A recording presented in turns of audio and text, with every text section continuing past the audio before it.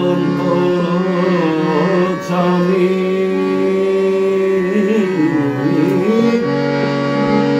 অন্তরে তুমি আছো চিরদিন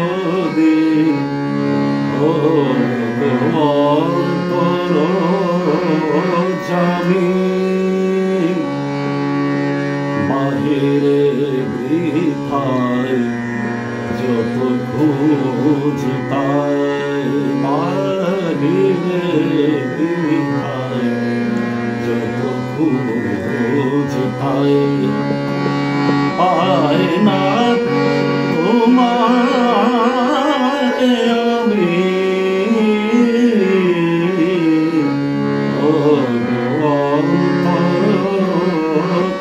অন্তরজামী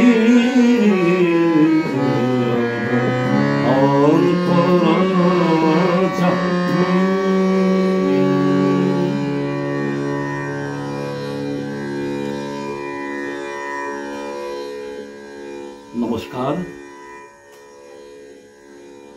আমরা দেখতে দেখতে একটি সপ্তাহ পেরিয়ে চলে আসলাম আজকে রাগেও সুরে নজরুলের দ্বিতীয় পর্বে। আমি তাপস চক্রবর্তী। প্রথম পর্বে আমরা খুব বেশি সাড়া পাইনি, যদিও খুবই স্বল্প পরিমাণে আমরা সাড়া পেয়েছি। ঠিক আছে, অল্প অল্প করেই বাড়বে হয়তো। তা আমি গত পর্বে বলেছি, আজকেও আবার বলছি, এটা আমার পার্সোনাল কোনো, আমার ব্যক্তিগত কোনো উদ্দেশ্য নয়। এটা একজন মহান কবিকে নিয়ে আমি কথা বলছি। সেই কথাটাই সবার মধ্যে বিলিয়ে দেওয়ার চেষ্টা করছি আমি, বাস এইটুকু আমার চাওয়া। তো কাজী নজরুল ইসলামের আরেক নাম দুখু মিয়া। ওনার বাড়িতে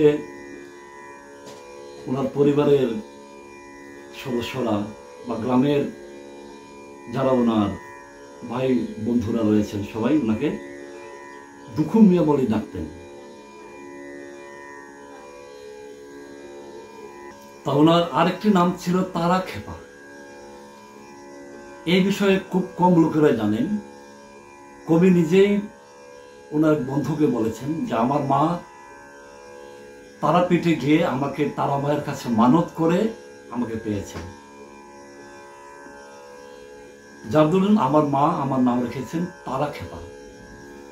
তো সে যাই হোক, 1899 সনের 26শে মে কবির জন্ম। 1899 সনের 26শে মে কবির জন্ম পশ্চিম বাংলার বর্ধমান জেলার চুরুলিয়া গ্রামে।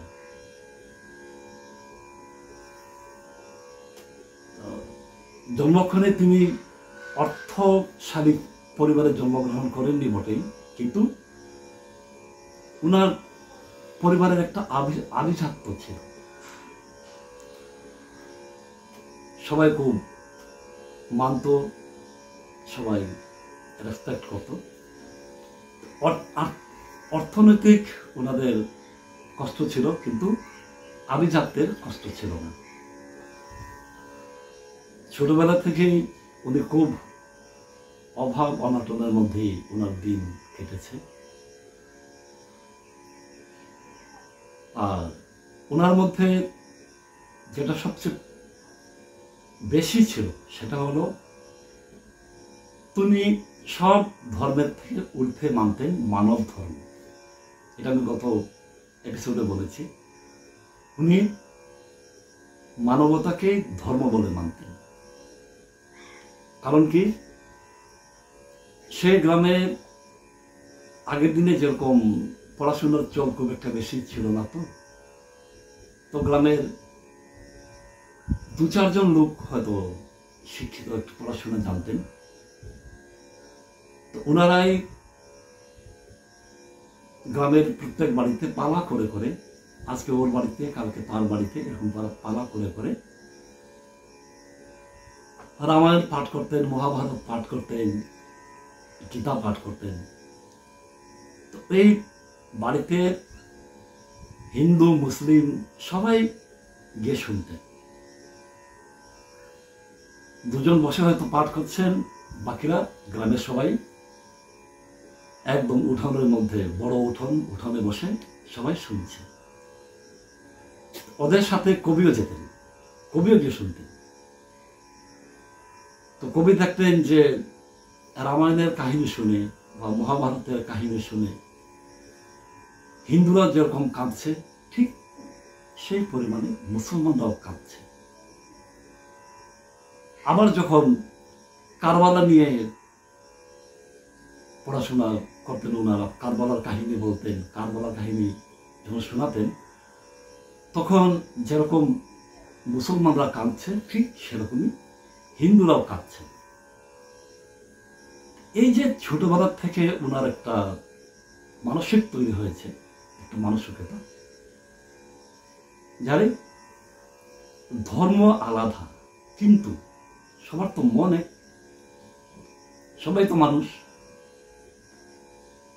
এই তিনি মানব ধর্মকেই সর্বপরিহার্য মেনেছে, সর্বোপরি মানব ধর্ম।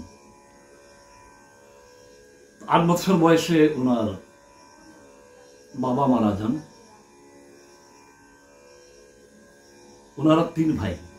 কবির বড় ভাইয়ের নাম সাহেবজান, কাজী সাহেবজান, মেজ কবি নিজেই। আর সব ছোট ভাইয়ের নাম কাজী আলী হোসেন। তো 3 ভাইয়ের উপরে যদিও সংসারের চাপটা পড়লো, কিন্তু কাজী নজরুল ইসলামের উপরে সংসারের ভারটা বেশি পড়ে গেল, কারণ ওনার বয়স মাত্র তখন 8 বছর। উনি শৈশব মাত্র পা দিয়েছেন। তো সেই শৈশব কাল থেকে ওনার সংগ্রাম, অর্থ নিয়ে সংগ্রাম, জীবন নিয়ে সংগ্রাম, বাঁচার তাগিদ নিয়ে সংগ্রাম। কিন্তু ওনার একটা ঈশ্বর প্রদত্ত মানে যেটা ছিল ওনার, এই বয়সে উনি রামায়ণ, মহাভারত, গীতা, কোরআন শরীফ সব ওনার কণ্ঠস্থ ছিল। উনি গড় গড় করে বলতে পারতেন। তো যাই হোক, সেসব একদিকে রয়ে গেল। সংসারের চাপ বাড়াতে উনি কখনো মসজিদে ইমামি করলেন, কখনো বা চায়ের দোকানে চা বিক্রি করলেন, কখনো বা রুটি সবজির দোকানে গিয়ে রুটি বিক্রি করছে। কিন্তু এই যে এত আর্থিক কষ্ট, এত অভাব, এত অনাটন, কিন্তু ওনার মনোবলকে কিন্তু ভাঙতে পারেনি। উনি হয়তো আর অনেক বেশি এগিয়ে যেতে পারতেন, কিন্তু সংসারের চাপে হোক বা নিজের দায়িত্বেই হোক, তিনি একটু পিছিয়ে গেলেন। পড়াশোনা একটু দেরি করে করলেন, কিন্তু পড়াশোনা খুব মেধাবী ছিলেন। উনি বেশ কয়েকবার ডবল প্রমোশনও পেয়েছেন। তারপর আস্তে আস্তে আস্তে আস্তে বড় হয়ে ওঠা। তারপরে একবার ওনার মনে হলো যে না, কলকাতা থেকে আমাকে কিছু একটা করতে হবে, কারণ সেই চুরুলিয়া গ্রামে করার মতো সে খুব একটা বিশেষ কিছু নেই। তিনি কলকাতায় এলেন। আর কবি খুব বন্ধু বাৎসল্য ছিল, বন্ধুদের সাথে খুব আড্ডা দিতে, মিলেমিশে থাকতে পছন্দ করতেন। কলকাতায় আসার পরে অনেক বন্ধু ওনার হল। তো সেসব নিয়ে আগামী পর্বে কথা বলবো। আজকে আর ভিডিও বড় করবো না, কারণ বড় ভিডিও সবাই দেখতে চায় না, তাই আমি ছোট ছোট করে ভিডিও করছি। আপনাদের যেটা আগের পর্বে বলেছিলাম, যদি ভালো লাগে তাহলে দেখবেন, একটিবার হলেও দেখবেন, শেয়ার করবেন, কমেন্ট করবেন, ভালো হোক খারাপ হোক কমেন্ট করবেন। কারণ আপনাদের কমেন্ট, আপনাদের শেয়ারেই আমি উৎসাহ পাই, আমরা কাজ করতে উৎসাহ পাই। গত পর্বে বলেছি অতি স্বল্প পরিমাণে আমরা ছাড়া পেয়েছি। তো যাই হোক, এই পর্বে হয়তো আর একটু বেশি সাড়া পাবো। তো সবার কাছে একটি অনুরোধ, সবাই দেখবেন, শেয়ার করবেন। কারণ শেয়ার এর জন্য করবেন, এই মানুষটির ব্যাপারে সবাইকে জানানো দরকার। আমি আগেই বলেছি, এটা আমার ব্যক্তিগত কোনো স্বার্থ নেই, আমি মানুষটিকে নিয়ে কাজ করছি, আর আপনাদের সাহায্যের আমার দরকার আছে। কারণ আমি তো একা কোনো কাজ করতে পারবো না, আপনাদেরকে নিয়েই আমাকে কাজ করতে হবে। আমি চাই এই মহান কবি, অফুরন্ত ভান্ডার যা রয়েছে তার সম্পর্কে মানুষ জানুক, বুঝুক, শিখুক। এর জন্যই যত বেশি পারবেন শেয়ার করবেন। আর আমাকে ফোন করবেন, আমার ফোন নাম্বার যদি দেওয়া আছে তবু আমি এবার মুখে বলে দিচ্ছি, 910111000872 910111000872 এই নাম্বারে আমাকে ফোন করবেন। যদি কিছু জানার ইচ্ছা হয় বা কোনো কিছু জানার আগ্রহ মনে করেন, তাহলে আমাকে এই নাম্বারে ফোন করলেই আমাকে পাবেন। আর তারপরে ধন্যবাদ জানাবো আমি আমার যে কলা কৌশলীরা যারা রয়েছে, আমাকে এই ভিডিওটা করার জন্য উৎসাহিত করেছে আমার দুই ছাত্র। ওরাই সব কিছু অ্যারেঞ্জ করেছে, একদম ক্যামেরা থেকে শুরু করে লাইটিং থেকে শুরু করে সবকিছুই ওরাই ঠিক করেছে, সেট করেছে, এবং আমাকে প্রচুর পরিমাণে উৎসাহ দিয়েছে ওরা, বা দিচ্ছেও। তো দুই ছাত্র আমার, একজন বিশ্বজিৎ বর্মন, একজন রবীন দাস, এরা আমার একনিষ্ঠ ভক্ত। তো আমরা আগামীতেও কাজ করব, বাকি কথা আগামী পর্বে বলবো। প্রথম দিনই বলেছিলাম যে আমি কবির ভান্ডার থেকে নিয়ে নিয়ে প্রত্যেক এপিসোডের সমাপ্তিতে একটা গান করব। তো আজকেও সেই সময়টা এসে গেছে। আজকে যে গানটি আমি করবো, এটা একটা খেয়াল অঙ্গের গান। তো কবির গান নিয়ে আমি আগামী এপিসোডে কথা বলবো। এত ক্যাটাগরি, ভ্যারাইটিস ক্যাটাগরির গান রয়েছে কবির সেই বিশাল ভান্ডারে। তো তার থেকে আজকে একটা গান নিয়ে আমি খেয়াল অঙ্গের গানটি গাবো, রাগ ললিতের উপরে। কি সুন্দর কথা বসিয়েছেন কবি রাগ ললিতের উপরে। আপনারা শুনুন, আমার সামান্য জ্ঞানে আমি যেটুকু পারবো গাবো। তা শুরু করছি আজকের সমাপ্তি গান দিয়ে।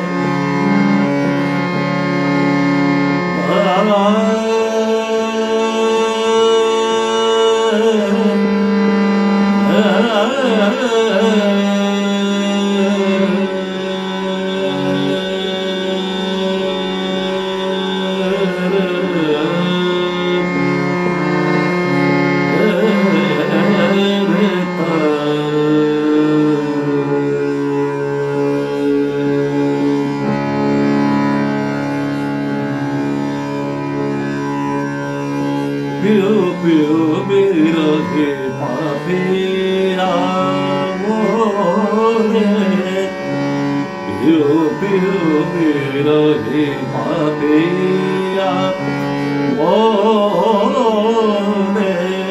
পিউ পিউ বিরহে পাপিয়া মোরে কৃষ্ণ চূড়ার মনে ফাগুন সমীরণে কৃষ্ণ চূড়ার মনে ফাগুন সমীরণে ঝরে ফুল বনপথ দলে ঝরে ফুল বনপথ তলে পিউ পিউ বিরহে পাপিয়া মনে পিউ পিউ বিরহে পাপিয়া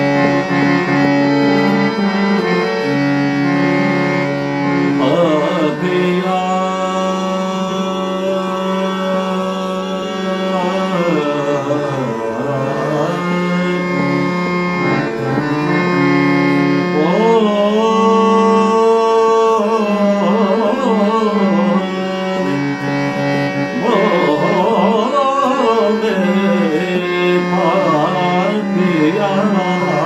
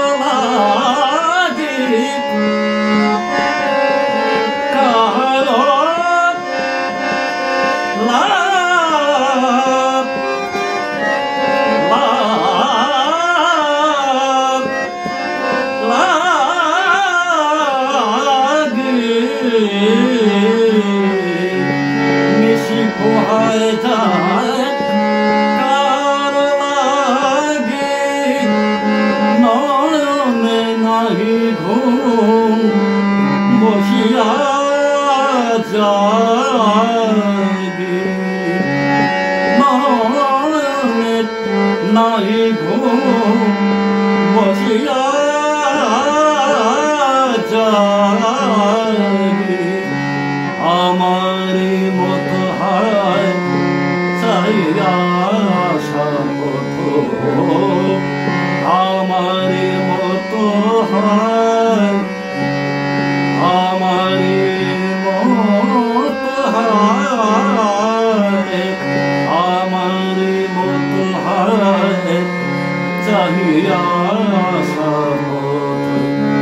নিশীথের চাঁদ পড়ে গগনে ঢলে নিশীথের চাঁদ পড়ে গগনে ঢলে বিউ বিউ বিরহে পাপিয়া বলে বিউ বিউ বিরহে পাপিয়া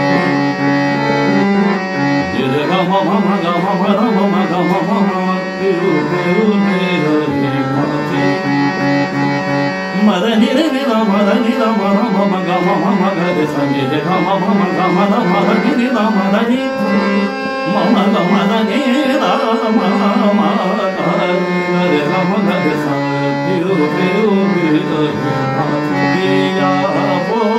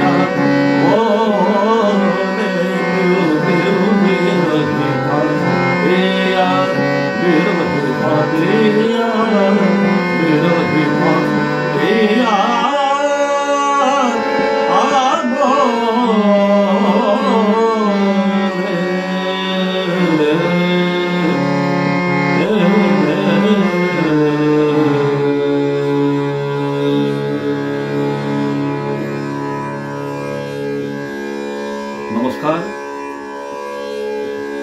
সবাইকে অনেক অনেক ধন্যবাদ জানিয়ে আজকের ভিডিও সমাপ্তি করছি।